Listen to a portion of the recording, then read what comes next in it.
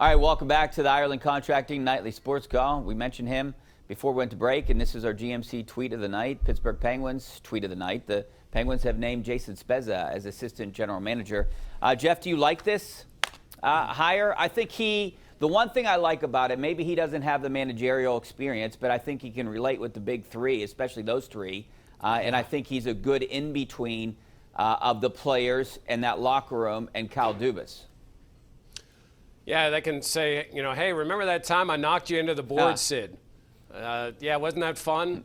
I like the hire. I like guys that are younger that could bring some new blood, some new ideas that some of the veterans can respect. Even the younger guys would know who he is. It helps your alumni team.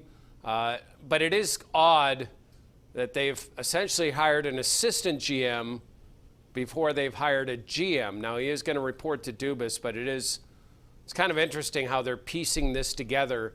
But if they needed to make a move to make sure they secured Spezza, I think it's a good hire. Yeah, I agree. I mean, do you think it doesn't look like they're in any hurry to hire that because Dubas is running the show?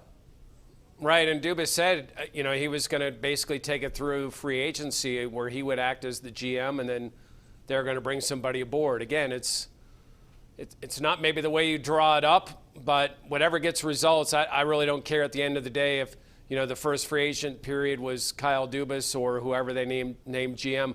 But I think it does tell you this. Dubas is going to be very involved. He's not going to just sit up there and be president and just make appearances and suggest things. Obviously, Kyle Dubas is going to have his hands in everything. Yeah, and look, I'm not a big fan of this because it didn't work out with the last regime, having a president and a general manager. Who wins that battle? That's where I am with this. I like the old kind of format where you just had a guy that's the general manager and he was in charge and he reported to the ownership.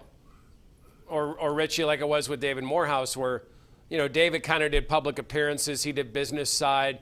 He wasn't involved in the hockey operations. Obviously, Dubas, that's a little different position they've created now.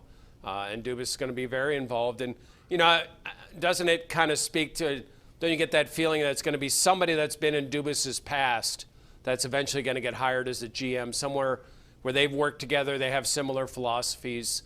And then Spezza can be the guy that maybe has some new ideas, recently played the game, can kind of keep them fresh. Because remember, Dubas didn't play hockey since he's, 14 because of concussion. So I think it's always good to have some former players in the mix. And as assistant GM, much like Bill Guerin did it years ago, it's the opportunity for him to grow. Yeah, it's exactly what I was going to say. Let's go out to the phone lines. We got Jimmy out in Point Breeze. How you doing, Jimmy? Hey, thanks for taking my call, guys. Yeah, no problem. Hey, Jimmy. Question. With the new rule about fair catches in the NFL, what I read was Danny Smith sounded like he wasn't a big fan.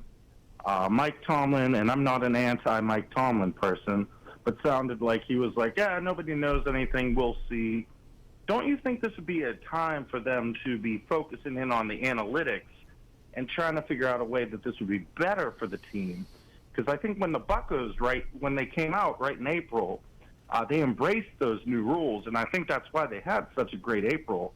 And I think if the Steelers did something like that, it might give them an extra win or two to help them throughout the season. What do you guys think? Jimmy, I appreciate the call. And not everyone in that Pirates locker room embraced those changes. I can tell you Rich Hill did not like the pitch clock, and he was pretty outspoken about it. But I think, Derek Shelton was really good at getting everyone on board with all the changes because, look, if you don't get on board, the train's going to leave without you.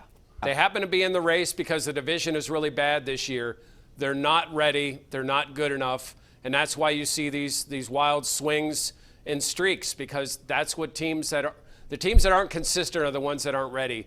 And I think that's the Pittsburgh Pirates. They're just not good enough. Could they still be in the race to the end? Sure, things could happen. But overall, they're not good enough. All right, we got to take a break. Back with more of your phone calls coming up next. Stay right there.